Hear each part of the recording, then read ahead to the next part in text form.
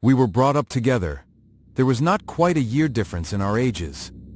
I need not say that we were strangers to any species of disunion or dispute. Harmony was the soul of our companionship, and the diversity and contrast that subsisted in our characters drew us nearer together. Elizabeth was of a calmer and more concentrated disposition, but, with all my ardor, I was capable of a more intense application and was more deeply smitten with the thirst for knowledge.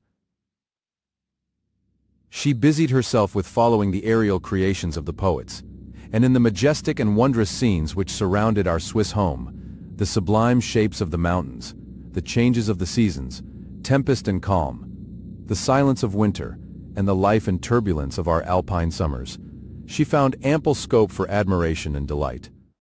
While my companion contemplated with a serious and satisfied spirit the magnificent appearances of things, I delighted in investigating their causes. The world was to me a secret which I desired to divine. Curiosity, earnest research to learn the hidden laws of nature, gladness akin to rapture, as they were unfolded to me, are among the earliest sensations I can remember.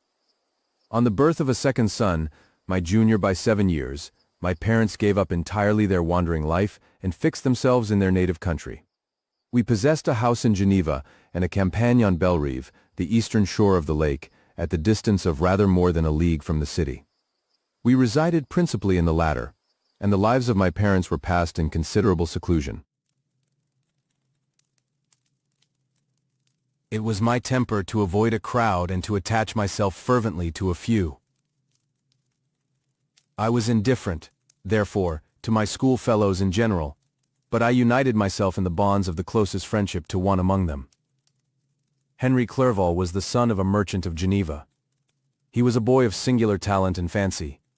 He loved enterprise, hardship, and even danger for its own sake. He was deeply read in books of chivalry and romance. He composed heroic songs and began to write many a tale of enchantment and knightly adventure.